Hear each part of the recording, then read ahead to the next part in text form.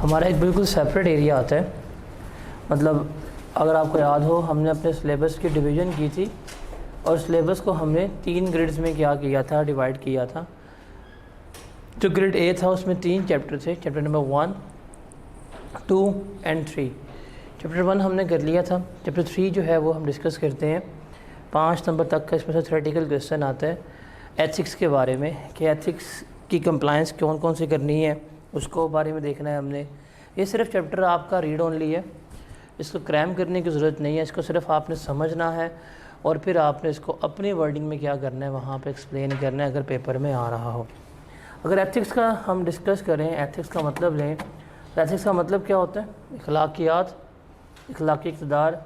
Ethics के बारे में हमने क्या करनी है, यहाँ पे डिस्कस आउट करनी है कि जो टैक्सेशन सिस्टम में जितने भी हमारे पर्सनस इन्वॉल्व हैं, हर एक की कुछ एथिकल रिस्पॉन्सिबिलिटीज़ हैं।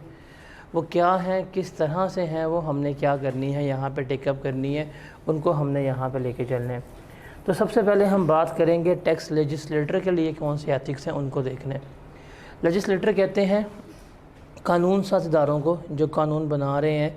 जो हमारी पार्लियामेंट होती है, पार्लियामेंट के लिए हमने क्या करनी है, यहाँ पे बात करनी है। बिकॉज उन्होंने कवानीन बनाने हैं, तो कवानीन बनाते हुए भी उनको कुछ एथिकल कंप्लायंस करनी पड़ेंगी, कुछ एथिकल रिस्पॉन्सिबिलिटीज़ जो हैं वो क्या करनी पड़ेंगी, फुलफ़िल करनी पड़ेंगी। अगर वो फुलफ़िल कर देंगे तो उनके लिए बेहतर है, अगर वो उसके ख़िलाफ़ जाएंगे तो उसका मतलब जो भी टैक्स कवानीन है वो फिर आवाम के, माशरे के फ़ायदे के लिए नहीं है, बल्कि क्या कर रहे हैं, वो अपने फ़ायदे के लिए देख रहे होंगे। अब वो एथिकल रिस्पॉन्सिबिलिटीज़ क्या है टैक्स एडमिनिस्ट्रेटर के, टैक्स लेजिस्लेटर के लिए? वो है कि कैनन्स ऑफ टैक्सेशन जो है, जो भी कानून बनाए वो कैनन ऑफ टैक्सेशन को क्या करना चाहिए, फुलफ़िल करना चाहिए, उसको पूरा करना चाहिए। अब कैनन ऑफ टैक्सेशन में हमने बेसिक कैनन जो है चैप्टर 1 में पढ़ लिए थे। कैनन ऑफ इक्विटी क्या होते हैं कि आपने हर एक से टैक्स लेना है, अमीर से भी टैक्स लेना है, गरीब से भी टैक्स लेना है। ये है कि आप अमीर से टैक्स ज़्यादा ले लें, गरीब से टैक्स कम ले लें, लेकिन आपने हर एक से टैक्स लाजमी वसूल करना है। तो कोई भी कवानीन हो वो इक्विटी के ऊपर बेस करने चाहिए। उसके बाद था हमारे पास कैनन ऑफ सर्टेनिटी, कि कैनन ऑफ सर्टेनिटी का मतलब क्या है कि आपने जो अमाउंट वगैरह पे करनी है, जो रकम पे करनी है, वो सर्टेन होनी चाहिए, उसका पता होना चाहिए आपको कि ये स्पेसिफिक अमाउंट है, यही पे करनी है। अगर आपको अमाउंट का नहीं पता कि स्पेसिफिकली कितनी आपने पे करनी है, तो आप कभी भी टैक्स पे नहीं कर पाएंगे। तो एक अच्छा सिस्टम वही होगा जो कैनन ऑफ सर्टेनिटी के ऊपर क्या कर रहा होगा, बेस कर रहा होगा। उसके बाद है canon of convenience. Canon of convenience का मतलब क्या होता है कि आपका टैक्सेशन सिस्टम जो है वो कन्वीनियंट होना चाहिए, जो टैक्स पे करना है वो आसान होना चाहिए, मुश्किल ना हो। मोड ऑफ पेमेंट और मेथड ऑफ पेमेंट जो है वो क्या होना चाहिए, आपके लिए आसान होना चाहिए। और आखिरी है कैनन ऑफ इकॉनमी, कि आपका टैक्सेशन सिस्टम जो है वो इकोनॉमिकल होना चाहिए। वो ना हो कि आपके टैक्सेस इतने ज़्यादा हाई हों कि अगले बंदे को टैक्स पे करते हुए अजाब लग रहा हो, टैक्स पे करते हुए इसको मौत लग रही हो। ऐसा नहीं होना चाहिए। टैक्स जो है वो इजी होना चाहिए, अगला बंदा जो है इजीली क्या कर सके, टैक्स को पे कर सके, और उसको टैक्स जो है वो बर्डन भी नहीं लगना चाहिए। तो ये कुछ बेसिक्स ऑफ टैक्सेशन है कैनन्स के, जो आपने फॉलो करने होते हैं। इसके अलावा कुछ एडिशनल कैनन ऑफ टैक्सेशन जो हैं वो भी फॉलो कर सकते हैं, जैसे कैनन ऑफ प्रोडक्टिविटी है। इसका मतलब है कि जो भी टैक्सेशन सिस्टम है वो फिजिकली एडुकेट होने चाहिए। मतलब क्या है इसका, कि जो भी आपके पैसों की नीड है, जो भी आपके पैसों की डिमांड है, वो उसको पूरा करने के काबिल होने चाहिए। जितना आपको रेवेन्यू चाहिए, जितनी आपको यील्ड चाहिए, वो क्या करें, वो इतनी इनफ आपको रेवेन्यू वगैरह अर्न करके देने के काबिल होने चाहिए। फिर कैनन ऑफ इलास्टिसिटी है कि गवर्नमेंट जो भी टैक्सेस लगाते हैं वो इलास्टिक के नेचर होने चाहिए। अगर गवर्नमेंट को at the time of crisis ज़्यादा पैसे चाहिए, वो क्या कर सकते हैं, टैक्स को इंक्रीज़ कर सकते हैं। अगर गवर्नमेंट को कम पैसे चाहिए तो वो क्या कर सकते हैं, टैक्स को डिक्रीज़ कर सकते हैं। मतलब अपनी ज़रूरियात के मुताबिक क्या कर सकते हैं, उसको इंक्रीज़ या डिक्रीज़ कर सकते हैं। उसके बाद है कैनन ऑफ फ्लेक्सिबिलिटी, जो टैक्स हैं वो रिजिड नहीं होने चाहिए, फ्लेक्सिबल होने चाहिए। उनके रेट्स जो हैं वो चेंजेबल होने चाहिए। मेथड्स जो हैं वो चेंजेबल होने चाहिए, कि टैक्स पेयर के लिए क्या है वो इजी रहे, फ्लेक्सिबल होना चाहिए, रिजिड सिस्टम ना हो। ये ना हो कि फ़िक्स रेट है उसके ऊपर पे करना, बल्कि स्लैब्स वगैरह होनी चाहिए जिसके मुताबिक हमारे टैक्सेस वगैरह जो हैं वो पे हो रहे होते हैं। उसके अलावा कैनन ऑफ सिंप्लिसिटी है। इसका मतलब क्या होता है कि जितने भी आपके टैक्सेशन सिस्टम वगैरह हैं वो सिंपल होने चाहिए, इजी टू अंडरस्टैंड होना चाहिए, सारा प्रोसेस की समझ आती हो कि टैक्स लग किस तरह रहा है, और कैलकुलेट किस तरह हो रहा है, ये सारा कुछ उसमें आपको पता होना चाहिए। और उसके बाद है कैनन ऑफ डाइवर्सिटी, कि सिर्फ और सिर्फ एक ही बंदे के ऊपर या एक ही स्पेसिफिक सोर्स ऑफ इनकम के ऊपर आपने टैक्स नहीं लगाना, बल्कि आपका वो टैक्स जो है हर क्लास ऑफ पर्सन को इफ़ेक्ट करता हो, हर क्लास ऑफ पर्सन से टैक्स वगैरह कलेक्ट कर रहा हो, तो वो डाइवर्सिफाई भी होना चाहिए। तो कोई भी आप हमारे मुल्क में कानून बनेगा टैक्स का या किसी भी मुल्क में बनेगा, तो वो इन कैनन्स के ऊपर क्या करना चाहिए, बेस करना चाहिए। उसके ऊपर बेस करेगा तो हम मुझे एक अच्छा टैक्सेशन सिस्टम कहेंगे, अगर इसके ऊपर बेस नहीं करेगा तो हम उससे एक अच्छा टैक्सेशन सिस्टम नहीं कहेंगे। उसके बाद है एथिक्स फॉर टैक्स एडमिनिस्ट्रेटर। देखिए वो था टैक्स लेजिस्लेटर। लेजिस्लेटर होते हैं हमारे पास, वो हैं जो कानून साज असेंबली है, जहाँ पे कानून बनेगा, जो कानून साज इदारा है वो हमारे हैं टैक्स लेजिस्लेटर। टैक्स एडमिनिस्ट्रेटर कौन है, जो हमारे यहाँ पे क्या कर रहे हैं, टैक्स को मैनेज कर रहे हैं, टैक्स को रन कर रहे हैं। एफबीआर और उसके मातहत अदारे की बात करने लगे हैं। अब जो टैक्स एडमिनिस्ट्रेटर हैं, इनके पास एक्सट्रीम रिस्पॉन्सिबिलिटीज़ हैं, इनके पास एक्सट्रीम पावर्स भी हैं। इनके पास पावर्स ये हैं कि वो किसी भी बंदे की प्रॉपर्टी को अटैच कर सकते हैं, किसी भी बंदे का अकाउंट जो है वो सीज कर सकते हैं, किसी बंदे से रेवेन्यू जो है वो कलेक्ट कर सकते हैं, किसी बंदे के अगेंस्ट कोई भी आप लीगल कोई भी आप क्रिमिनल प्रोसीडिंग्स जो हैं वो क्या कर सकते हैं, इनिशिएट कर सकते हैं। ये इसके पास क्या है, सारी की सारी पावर्स मौजूद हैं। अब जहाँ पे इसके पास इतनी पावर्स मौजूद होंगी, वहाँ पे क्या होगा, इन पावर्स का मिसयूज़ भी करेंगे। अब मिसयूज़ के बायस क्या कर सकते हैं, किसी बंदे को गलत सज़ा हो सकती है, गलत जुर्माना हो सकता है, कोई अपनी प्रॉपर्टी से, कोई अपनी इनकम से क्या हो सकता है, हाथ धो के बैठ सकता है। तो जहाँ पे इतनी पावर्स हैं वहाँ पे उतने उसके मिसयूज़ भी हो सकते हैं। तो इसलिए इनको लिए चाहिए, इनके पावर के मिसयूज़ से बचाने के लिए, कि इनको जो पिलर्स ऑफ टैक्स एडमिनिस्ट्रेशन है उनको फॉलो करना चाहिए। वो कौन कौन से हैं, कि जितने भी टैक्स एडमिनिस्ट्रेशन है वो फेयरनेस के ऊपर बेस होने चाहिए, इम्पार्शल होने चाहिए, न्यूट्रल होने चाहिए, हर एक को without any race, social, political, economic circumstances, हर एक को न्यूट्रली क्या करने चाहिए, डील करने चाहिए। ट्रांसपेरेंसी होनी चाहिए, इनकी जो भी प्रोसीडिंग्स हैं, जितनी भी प्रोसीडिंग्स हैं, जितना भी काम कर रहे हैं सारा क्या होना चाहिए, ट्रांसपेरेंट होना चाहिए। पता है यार इसमें कोई भी मतलब माल प्रैक्टिसेस, कोई भी बाइसनेस वगैरह शामिल नहीं है, गदना इंसाफ होता भी दिखना चाहिए, इंसाफ होना नहीं। तो सारा जो प्रोसीडिंग्स हैं वो ट्रांसपेरेंट होनी चाहिए, इक्विटी होनी चाहिए। इनका सिर्फ मकसद ये नहीं है कि वो रेवेन्यू कलेक्ट करें, बल्कि तमाम स्टेक होल्डर को फेयरली ट्रीट करना, उनसे अच्छा बर्ताव करना, उनसे टैक्स रेवेन्यू कलेक्ट करना, इसके ऊपर बेस होना चाहिए। और अकाउंटेबल भी होना चाहिए। अब अकाउंटेबिलिटी जो है वो अगर ये होंगे तो करप्शन हो गई, नेपोटिज्म हो गया, मेल एडमिनिस्ट्रेशन हो गई, ये ख़त्म हो जाएगी। लेकिन अगर ये इसकी बात करें अपने पावर्स की, तो इनको वेरियस एथिकल इश्यूज़ जो हैं फेस करना पड़ सकते हैं। लाइक गिफ्ट वगैरह एक्सेप्ट करने पड़ सकते हैं, कन्फ्लिक्ट ऑफ इंटरेस्ट से ले रहे होते हैं, लॉ की स्पेसिफिक एप्लीकेशन लेते हैं, पॉलिटिकली इन्फ्लुएंस होते हैं, कॉन्फिडेंशियलिटी को ब्रीच कर रहे होते हैं, डिस्क्रिशन है, करप्शन है, लैक ऑफ ऑटोनॉमी है। तो ये सारे इनको एथिकली इश्यूज़ फेस करने पड़ सकते हैं। इनको ओवरकम करने के लिए सबसे बेस्ट सोल्यूशन क्या है कि ओपन प्लान्स बनाएं, ओपन पॉलिसी स्टेटमेंट बनाएं, ओपन रूल्स हो, ओपन फाइंडिंग्स हो, प्रेसिडेंट्स जो हैं वो फिर फॉलो करें, और जो फेयर प्रोसीजर्स हैं उनके मुताबिक चलेंगे। तो ये तमाम जो उसके अपना कंसिक्वेंसेस हैं वो क्या हो सकते हैं, उससे बच सकते हैं। उसके बाद रिस्पॉन्सिबिलिटीज़ क्या हैं टैक्स इम्प्लीमेंट अथॉरिटीज़ की, कि तमाम लॉ को ओबे करेंगे, कोई किसी किस्म को फजूल में एग्जाम्शन, टैक्स क्रेडिट या एडवांटेज नहीं देंगे, जिसके लिए एलिजिबल नहीं था उसको एडवांटेज वगैरह भी नहीं देंगे। अपने काम के साथ ऑनेस्ट रहेंगे, इंटेग्रिटी के साथ सारे मैटर जो हैं वो डील करेंगे, न्यूट्रल रहेंगे, इम्पार्शियल रहेंगे, कंसिस्टेंट रहेंगे लॉ को इम्प्लीमेंट करने के लिए, प्रॉम्प्ट, एफिशिएंट और क्वालिटी सर्विसेज प्रोवाइड करेंगे तमाम स्टेक होल्डर को, पॉलिटिकल एक्टिविटी से, पॉलिटिकल पार्टी की सपोर्ट से दूर रहेंगे, जो भी प्रोसीडिंग्स वगैरह होंगी उसको हाईएस्ट लेवल ऑफ कॉन्फिडेंशियलिटी के साथ क्या रखेंगे, मेंटेन रखेंगे, गिफ्ट वगैरह उसको एक्सेप्ट नहीं करेंगे, ना ही उनके इस तरह काम करेंगे, और रीज़नेबल एफर्ट करेंगे कि मैक्सिमम अमाउंट ऑफ रेवेन्यू जो है वो कलेक्ट होकर ख़जाने में जमा कराया जाए, और जो भी टैक्स पेयर के रिफ़ंड वगैरह होंगे उनको क्लेम कर रहे होंगे, टैक्स पेयर के राइट्स को, रिस्पॉन्सिबिलिटीज़ को क्या करेंगे, ये एजुकेट भी कर रहे होंगे कि ये आपके राइट्स हैं, ये आपके रिस्पॉन्सिबिलिटीज़ हैं, इसके मुताबिक क्या करना है, आपने इन चीज़ों को लेकर चलना है। तो ये टैक्स पेयर के लिए, टैक्स एडमिनिस्ट्रेटर के लिए चीज़ें हैं जो हम लेके चल रहे होते हैं।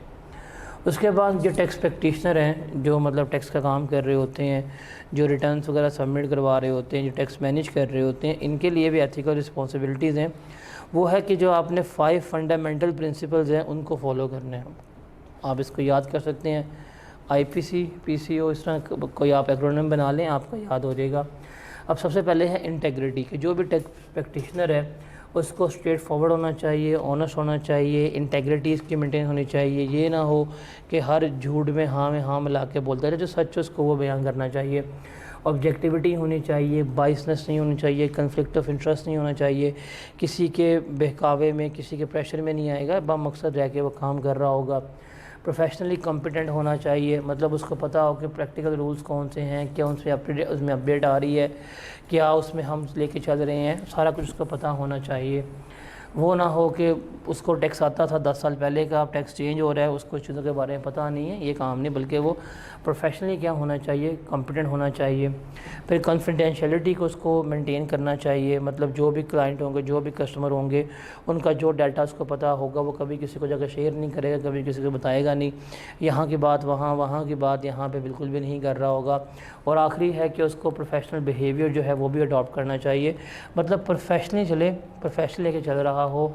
ये ना हो कि नॉन प्रोफेशनल बिहेवियर और कर्टस रहे, फ्रेंडली रहे, लेकिन प्रोफेशनल एटीट्यूड में क्या करना चाहिए, तो सारे के सारे मैटर्स को टेकअप करना चाहिए। तो ये किसके हैं, जो टैक्स प्रैक्टिशनर हैं उसके लिए एथिकल रिस्पॉन्सिबिलिटीज़ ये होती हैं। यही हमारे फंडामेंटल आप कह सकते हैं प्रिंसिपल्स हैं एथिक्स के, जो हम तकरीबन हर जगह पे फॉलो कर रहे होते हैं। आप ऑडिट में देंगे यही फॉलो करेंगे, और रिपोर्टिंग में भी आपने फंडामेंटल प्रिंसिपल्स यही पढ़ने हैं, टैक्स में भी यही है कि फ़ंडामेंटल जो बुनियादी हमारे प्रिंसिपल्स हैं वो ये हैं, इनको हमने क्या करना होता है, लेके चलना होता है। इसको रीड कर लें, फिर आगे चलते हैं यहाँ से।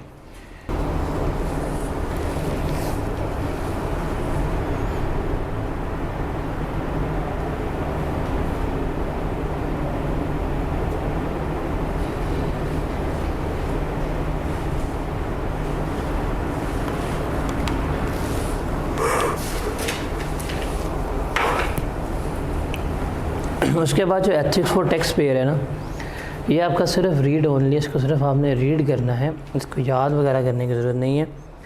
रिमेंबर, जो भी टैक्स पेयर्स हैं वो 3 मॉरल प्रिंसिपल्स को फॉलो करेंगे। इन तीनों में से कोई एक है डियोंटोलॉजी, दूसरा है एथिक्स, वर्च्यू एथिक्स, और तीसरा है यूटिलिटेरियनिज़म। ये 3 बिलीव्स हैं कि हम टैक्स पेयर को कहते हैं कि अगर आपने टैक्स पे करना है तो इन 3 बिलीव्स के मुताबिक क्या करना है, आपने हमें टैक्स पे करना है। अब जैसे डियोंटोलॉजी है, इसके बिलीवर्स ये कहते हैं कि यार टैक्स जो है वो आपकी ड्यूटी है, आपका फ़र्ज़ है। आप हमसे बेनिफिट ले रहे हैं, आपका फ़र्ज़ है कि हम हमें क्या करेंगे, टैक्स पे करेंगे। It is your duty, it is your obligation. आपको क्या करना है, आपको अपना ऑब्लिगेशन जो है वो हर हाल में फुलफ़िल करना ही करना है।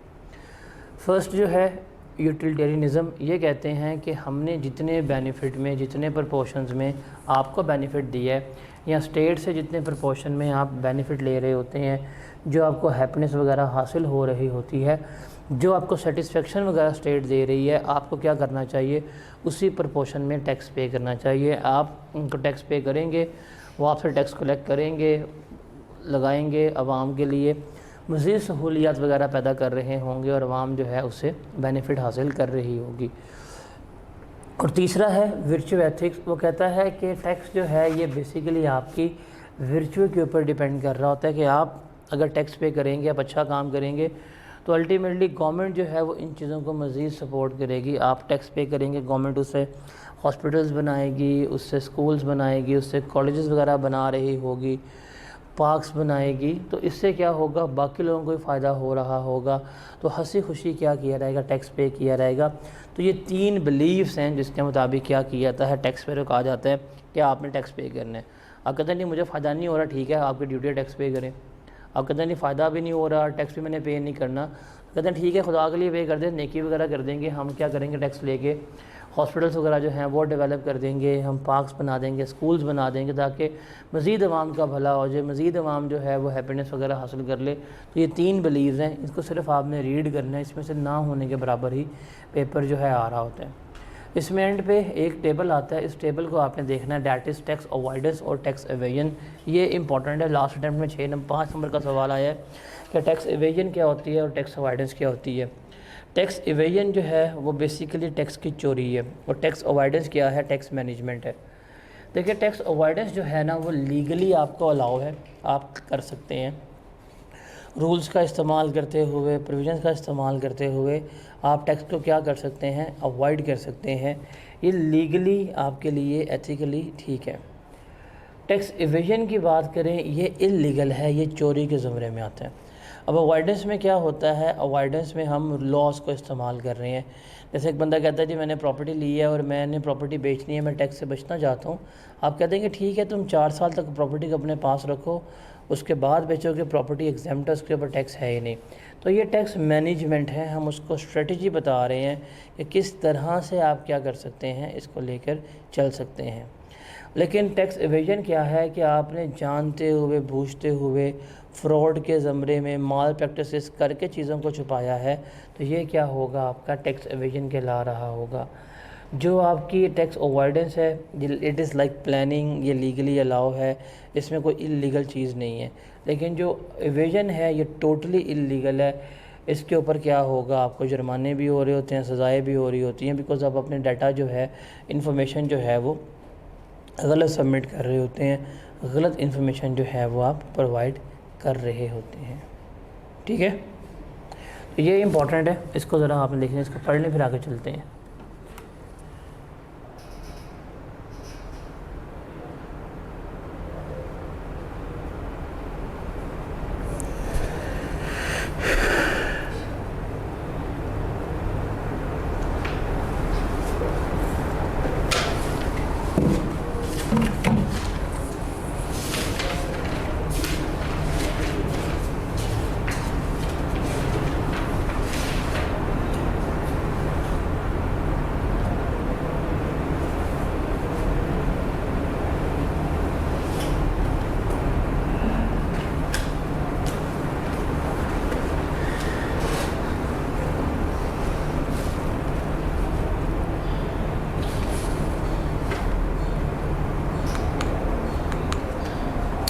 इस एग्जांपल है इसकी कि अगर आपका टर्नओवर 10 मिलियन है, आप बैंक लॉकर में लगते हैं तो आप एक्सपेंस क्लेम नहीं कर सकते। आपने कोई एक्सपेंस क्लेम करना है, आपको कहते हैं पेमेंट बैंक के ज़रिए करें, ये टैक्स अवॉइडेंस है। लेकिन अगर आप चोरी कर रहे हैं, एसेट नहीं बता रहे कौन से हैं कौन से नहीं है, तो ये क्या कहला रही होगी, आपकी टैक्स एवेजन कहला रही होगी। तो इन चीज़ों के बारे में हमने देखना होता है। इसके बाद इसमें लास्ट एरिया आता है, that is code of ethics. Code of ethics को हमने देखना है क्या होते हैं और किस तरह से ये चल रहे होते हैं।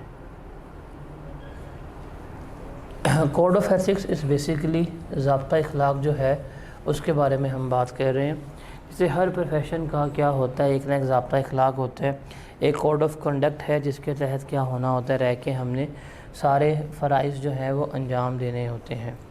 जैसे क्रिकेटर्स का एक कोड ऑफ कंडक्ट है कि जी आपने जब फील्ड पोजीशन स्टेडियम में आपने मोबाइल फ़ोन नहीं पकड़ना, आपने किसी से इररिलेवेंट पर्सन से बात नहीं करनी, जब तक आपका मैच ख़त्म नहीं हो जाएगा आपने घर वालों को नहीं बताना, इवन घर की भी कोई ख़बर जो है वो क्रिकेटर्स को नहीं दी जाती, एक कोड ऑफ कंडक्ट है।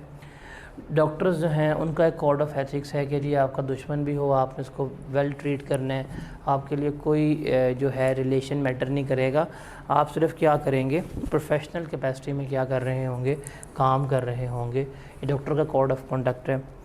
इसी तरह चार्टर्ड अकाउंटेंट जो हैं उनका भी कोड ऑफ कंडक्ट है, जो ICAP के कोड ऑफ एथिक्स जो चार्टर्ड अकाउंटेंट है उसमें मेंशन किया जाता है। कोड ऑफ एथिक्स में ना हमें बता दिया जाता है कि मिनिमम आपको ये काम करना पड़ेगा, तो वो चीज़ें जो हैं वो क्या होंगी, एक्सेप्टेबल होगी। जितने भी चार्टर्ड अकाउंटेंट्स हैं उनको कहा गया है कि उन्होंने क्या करना है, इस कोड ऑफ एथिक्स से की कंप्लायंस करनी होती है। ये तमाम रूल्स, तमाम रेगुलेशन जो हमने बता दी हैं ये आपके प्रोफेशन का पार्ट है, आपने इनकी कंप्लायंस करनी है, आपने इनको फॉलो करना है। अगर आप इनको फॉलो नहीं करेंगे तो आप क्या करेंगे, आपने ज़ाब्ता इखलाक की खिलाफ वर्जी की होगी, आपने पब्लिक के इंटरेस्ट में काम नहीं किया होगा, तो फिर क्या किया जाएगा, आपके ख़िलाफ़ जो भी कार्रवाई है वो की जा रही होगी। तो अगर हम फंडामेंटल प्रिंसिपल्स की बात करें, वो होते हैं हमारे पास 5 ही हैं: integrity, objectivity, professional competence and due care, confidentiality and professional behaviour. ये 5 फंडामेंटल प्रिंसिपल्स हैं, वो क्या करने पड़ते हैं, हमें फॉलो करने पड़ते हैं, उन्हें हमें कैरी ऑन करना पड़ता है। तो ये जहाँ पे हमें 5 फंडामेंटल प्रिंसिपल्स फॉलो करने पड़ेंगे, तो एक चार्टर्ड अकाउंटेंट को जो अपनी सर्विसेज वगैरह प्रोवाइड कर रहा है टैक्स के फील्ड में, ऑडिट के फील्ड में, उसे क्या करना पड़ेगा, उसको इनकी वजह से कुछ थ्रेट्स वगैरह भी फेस करने पड़ेंगे, कुछ उसको मतलब क्या कह सकते हैं प्रॉब्लम्स वगैरह भी फेस करनी पड़ेंगी। हमने देखना है वो प्रॉब्लम्स क्या है और उनका सोल्यूशन क्या है, वो हमने यहाँ पे आइडेंटिफाई करना है। तो पेपर में यही आएगा कि हमें वो सिनेरियो गिवन कर देगा, हमने उन सिनेरियो को पढ़ना और देखना है इस सिनेरियो में थ्रेट्स कौन से थे, वो कौन सी चीज़ें थी जो इन 5 फंडामेंटल प्रिंसिपल्स के अगेंस्ट जा रही थी, उनको हमने यहाँ पे आइडेंटिफाई करना होता है। अब थ्रेट्स जो हैं वो ब्रॉड रेंज के होते हैं, हम उन्हें आइडेंटिफाई नहीं कर सकते। हर केस टू केस, हर सिनेरियो जो होते हैं वो क्या हैं, हमारे थ्रेट्स चेंज हो रहे होते हैं। अब कुछ ऐसी कंडीशंस होती हैं, कुछ पॉलिसीज़ हैं, कुछ ऐसे इस्टेब्लिश प्रोसीजर होते हैं, कुछ ऐसी लेजिस्लेशन है, कुछ ऐसे रेगुलेशंस हैं जो हमें क्या बता रहे होते हैं, जो गाइडेंस दे रहे होते हैं कि जी ये थ्रेट्स जो हैं इस तरह से आइडेंटिफाई करेंगे। जैसे कॉर्पोरेट गवर्नेंस रिक्वायरमेंट होती हैं, एजुकेशनल टेक्निकल सिस्टम होता है, कंप्लेंट सिस्टम है, प्रोफेशनल रेगुलेटरी बॉडीज़ वगैरह होती हैं, ये हमें बता रहे होते हैं अगर कोई ऐसा सीन वगैरह है थ्रेट्स का, कोई इस तरह के लीगल इश्यूज़ हैं, उनको किस तरह से आइडेंटिफाई करना होता है। मेनली जो थ्रेट्स आइडेंटिफाई होते हैं हमारे पास, वो इस तरह के थ्रेट्स हैं जो हमें फेस करने पड़ सकते हैं अपनी लाइफ में। आप जितने भी थ्रेट्स की बात करें, जितने भी इसकी नॉन कंप्लाइंस की बात करें, उसकी वजह से जितने भी हमें इशू फेस करने पड़ सकते हैं वो यही होते हैं। सबसे पहले आते हैं self interest. Self interest threat क्या होता है कि अगर आप कोई ऐसा काम कर रहे हैं जिसमें आपकी ज़ाती फ़ायदा या ज़ाती नुकसान शामिल है, तो आपको कौन सा थ्रेट होगा, सेल्फ़ इंटरेस्ट थ्रेट होगा, बिकॉज आपको फ़ायदा होगा, आपको नुकसान होगा। फिर है सेल्फ़ रिव्यू थ्रेट। इसमें का मतलब क्या होता है कि आपने ही अपना काम किया था और आप ही इसको रिव्यू कर रहे हैं, मतलब आपने ही कंपनी के टैक्स मैनेजर थे और आप ही कंपनी का चले गए ऑडिट करने के लिए, तो आपने टैक्स बनाया कंपनी का, आप ही ऑडिट कर रहे हैं, क्या होगा, कोई आप मिस्टेक निकालेंगे अपनी, कभी मिस्टेक निकालेंगे। फिर एडवोकेसी थ्रेट क्या होता है कि आप बेजा किसी की हमायत कर रहे होते हैं, कोई गलत है सही है, लेकिन आप क्या कर रहे हैं, ब्लाइंड बन के उसकी हमायत करते रहते हैं ताकि आपको बेनिफिट्स वगैरह हो रहे हो, नौकरी वगैरह आपकी कायम रहे, कारोबार आपका चलता रहे, आप एडवोकेसी कर रहे होते हैं, ये आपका एडवोकेसी थ्रेट कहलाता है। उसके बाद है फेमिलियरिटी थ्रेट। ये क्या होता है कि जिस बंदे के लिए आप काम कर रहे हैं वहाँ पर क्लोज रिलेटिव है, फेमिलियर है, दोस्त है, रिश्तेदार है, तो आप उसको कभी भी मार्केट बेस्ड डील नहीं करेंगे, तो ये आता है आपका फेमिलियरिटी थ्रेट। और एंड पे आता है इंटिमिडेशन थ्रेट। इंटिमिडेशन थ्रेट क्या होता है कि अगर आपको डर हो कि अगला बंदा डोमिनेट कर रहा है, वो नौकरी से निकाल देगा, आपको जॉब लिविंग का डर वगैरह हो, तो ये क्या कहलाते हैं, आपके इंटिमिडेशन थ्रेट खिला रहे होते हैं। ये जाके आपने ऑडिट में भी पढ़ना है, FAR 2 में भी पढ़ना है, वहाँ पे यही थ्रेट्स आप पढ़ रहे होंगे कि सेल्फ़ रिव्यू थ्रेट होता है, सेल्फ़ इंटरेस्ट थ्रेट होता है, एडवोकेसी थ्रेट होता है, फेमिलियरिटी थ्रेट होता है। उसके अलावा इंटिमिडेशन थ्रेट जो है वो नॉर्मली हमें ये फेस कर सकते हैं। और कुछ ऐसे सर्कमस्टांसेस होते हैं जिसमें हमें एक से ज़्यादा थ्रेट जो है फेस करने पड़ सकते हैं। आपको self review threat, self interest threat हो गया, फेमिलियरिटी थ्रेट हो गया, एक से ज़्यादा थ्रेट भी फेस करने पड़ सकते हैं। अब हमने देखना क्या है कि इन एग्जाम्पल से हमने समझना है कि अगर ये वाले केस हों तो ये सेल्फ़ रिव्यू थ्रेट होगा, ये वाला केस हो तो एडवोकेसी थ्रेट है। ये कुछ एग्जांपल्स हैं जो आप जनरलाइज करके पढ़ सकते हैं, आपको पता चल जाएगा कि सेल्फ़ रिव्यू या सेल्फ़ इंटरेस्ट थ्रेट क्या है। अब सेल्फ़ इंटरेस्ट थ्रेट की एग्जांपल क्या हो सकती है कि कोई भी चार्टर्ड अकाउंटेंट है, अगर उसके डायरेक्ट फाइनेंशियल इंटरेस्ट हैं, उसने कंपनी में इन्वेस्टमेंट की हुई है, कंपनी के उसने शेयर्स वगैरह लिए हुए हैं, कंपनी के डिबेंचर्स लिए हुए हैं, तो वो उसका सेल्फ़ इंटरेस्ट थ्रेट होगा। किसी भी बिज़नेस की, किसी भी फर्म की, किसी क्लाइंट के ऊपर अनड्यू डिपेंडेंस है, मतलब आप जिस कंपनी का ऑडिट कर रहे हैं वो आपका मेजर क्लाइंट है, आपका 40-50% रेवेन्यू वहाँ से आ रहा है, तो ये भी क्या होगा, सेल्फ़ इंटरेस्ट थ्रेट होगा। अगर आप एक क्लोज बिजनेस रिलेशन है क्लाइंट के साथ, ये भी आपका सेल्फ़ इंटरेस्ट थ्रेट है। नहीं, अनड्यू डिपेंडेंस है, इंटरेस्ट नहीं है ये। उसके अलावा अगर आप क्लाइंट को लूज़ करने के डर से आप उसके गलत नहीं कह रहे, सही कह रहे हैं, तो ये भी सेल्फ़ इंटरेस्ट में आएगा। अगर ऑडिट टीम की जो है वही जाकर टैक्स का काम कर रही है, टैक्स वाली टीम जो है ऑडिट काम कर रही है, तो ये भी क्या होगा, सेल्फ़ इंटरेस्ट थ्रेट के ज़मरे में शुमार हो रहा होगा। सेल्फ़ रिव्यू थ्रेट क्या होता है कि आप खुद ही जाके कंपनी की फाइनेंशियल स्टेटमेंट बना के आए हैं, खुद जाके कंपनी का आपने टैक्स कैलकुलेट किया है, खुद उसके टैक्सेशन वगैरह कर रहे हैं और ख़ुद जाकर उसको ऑडिट करने चले गए, तो ये क्या होगा, सेल्फ़ रिव्यू थ्रेट होगा। खुद जाते हैं उसका ट्रायल बैलेंस बना के आते हैं कंपनी का और जाकर खुद उसका ऑडिट कर रहे होते हैं, तो सारे क्या कहलाएंगे, ये सेल्फ़ रिव्यू थ्रेट कहला रहे हैं कि आप अपना काम ही क्या कर रहे हैं उसको चेक करने आ रहे हैं। एडवोकेसी थ्रेट क्या होता है कि आप फर्म को प्रमोट कर रहे हैं, क्लाइंट को प्रमोट कर रहे हैं, थर्ड पार्टी के जाके बार बार उसकी एडवोकेसी कर रहे हैं ताकि उसका बिज़नेस वगैरह चल पाए, तो ये आपका एडवोकेसी थ्रेट कहलाता है। फेमिलियरिटी थ्रेट क्या होता है कि आपके लाइक क्लोज फैमिली मेम्बर जो हैं वो उस कंपनी में ऑफिसर हों, डायरेक्टर हों या ऑफिसर हों या एम्प्लॉय वगैरह हो, या आपके पास कोई भी ऐसी पोजीशन हो जो इन्फ्लुएंस करती हो, या आपका कोई टीम मेंबर है उसकी उस कंपनी में किसी भी बंदे के साथ लॉन्ग एसोसिएशन वगैरह हो, तो ये क्या कहलाएगा, आपका फेमिलियरिटी थ्रेट कहला रहा होगा। और एंड पे हमारे पास क्या आता है, इंटिमिडेशन थ्रेट आता है। इंटिमिडेशन थ्रेट क्या आता है कि अगर आपको मतलब डर लग रहा है कि आप ये काम करेंगे, आप सच बताएंगे, आपको नौकरी से निकाल दिया जाएगा, आपको क्लाइंट जो है वो डरा रहा है कि अगर तुमने काम किया वो तुम्हें क्लाइंट की इंगेजमेंट से निकाल देगा, आपको प्रमोशन से डराया जा रहा है, आपको प्रेशियस गिफ्ट वगैरह एक्सेप्ट करने में मजबूर किया जा रहा है कि आप एक गिफ्ट वगैरह एक्सेप्ट कर लें, बाद में हम आपसे ये काम करवा लेंगे, तो ये सारे क्या कहलाते हैं, इंटिमिडेशन थ्रेट्स कहला रहे होते हैं। तो थ्रेट्स के टाइप्स हैं, इनको आप अगर डिस्कस कर लेंगे कुछ चल लेगा पता कि कौन कौन से थ्रेट्स जो हैं किसके ऊपर फॉल कर रहे हैं। अब है क्या कि एक चार्टर्ड अकाउंटेंट जो है अगर वो टैक्स सर्विसेज वगैरह प्रोवाइड कर रहा है ऑडिट क्लाइंट को, मतलब आप जिस कंपनी का ऑडिट करने जा रहे हैं आप उन्हीं को टैक्स सर्विसेज वगैरह प्रोवाइड कर रहे हैं, तो क्या होगा, आप सेल्फ रिव्यू थ्रेट भी कर रहे होंगे और एडवोकेसी थ्रेट भी होगा, बिकॉज आप ही गए हैं, आपने जाकर उसका टैक्स कैलकुलेट किया है, आप ही जा रहे हैं उसके तमाम टैक्स के मैटर्स कर रहे हैं, उसके एम्प्लॉयज़ का टैक्स आप काट रहे हैं, उसको तमाम हर टैक्स मैनेजमेंट आप कर रहे हैं, उसका करंट टैक्स आप निकाल के दे रहे हैं, उसका डेफर्ड टैक्स आप निकाल के दे रहे हैं, और बाद में आप ही जा रहे हैं साल के एंड के ऊपर उसको ऑडिट करने के लिए। तो यही है अपना काम, रिव्यू करना। अब ऑडिट करने आए या गलती लग गई, पता कि टैक्स गलत कैलकुलेट किया, कभी आप बताएंगे, नहीं बताएंगे, क्यों, क्योंकि आपने अपना काम किया हुआ है। तो ये सेल्फ रिव्यू थ्रेट होगा और एडवोकेसी भी थ्रेट होगा इसमें, क्योंकि वो कहेगा कि यार मैं तुमसे ऑडिट भी करवा रहा हूँ, मैं तुमसे टैक्स भी करवा रहा हूँ, तुम जो है मेरी एडवोकेसी करो, आप उससे क्या करेंगे, बेजा वकालत भी कर रहे होंगे। तो जो चार्टर्ड अकाउंटेंट्स वगैरह होते हैं इस तरह काम कर रहे होते हैं, तो उनको ये दो थ्रेट्स जो हैं वो फेस करने पड़ते हैं।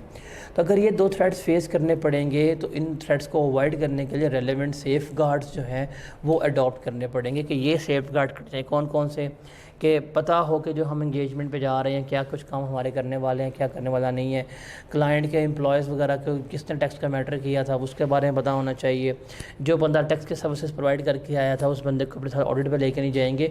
तो अगर आप ये सेफ गार्ड वगैरह ऑब्टेन करेंगे तो फिर जो आपके थ्रेट्स वगैरह फेस हो रहे हैं आप क्या कर सकते हैं, इससे बच सकते हैं। तो जो टैक्स सर्विसेज कंपनी प्रोवाइड कर रही है और वही कंपनी अगर ऑडिट भी कर रही है तो आपको ये थ्रेट्स जो हैं वो क्या करने पड़ सकते हैं, फेस करने पड़ सकते हैं। उसके बाद है टैक्स रिटर्न। देखिए टैक्स रिटर्न अगर आप किसी क्लाइंट की बना के दे रहे हैं उससे कोई थ्रेट वगैरह नहीं आता। टैक्स रिटर्न बेसिकली क्या होता है कि क्लाइंट ने आपको बुलाया है, उसने कह दिया कि यार ये मेरा डाटा है, मैंने कैलकुलेट किया हुआ है, इसको बस फिल करके जमा करवा दो। आप उसने जो भी इन्फॉर्मेशन दी है आपने उस इन्फॉर्मेशन की बेसिस पे उसकी रिटर्न जमा करवा दी है। तो रिटर्न तो हमेशा पास्ट इवेंट्स की बेसिस के ऊपर जमा हो रही होती है। तो पास्ट इवेंट तो इनकर हो चुके हुए थे, आप तो अब रिटर्न जमा करवा रहे हैं। तो जो टैक्स रिटर्न जमा करवा रहे होते हैं, ड्राफ्ट कर रहे हैं, इन्फॉर्मेशन कंपाइल कर रहे हैं, सबमिट कर रहे हैं रिटर्न वगैरह को, अगर आप रिटर्न जमा करवा रहे हैं और उसको ऑडिट भी कर रहे हैं तो ये किसी किस्म का थ्रेट वगैरह नहीं होगा, बिकॉज काम वो हो चुका होगा सारे के इवेंट्स का, आपने बस उसको क्या किया है, डॉक्यूमेंटेड किया है। ये कभी भी किसी किस्म का थ्रेट वगैरह नहीं होता।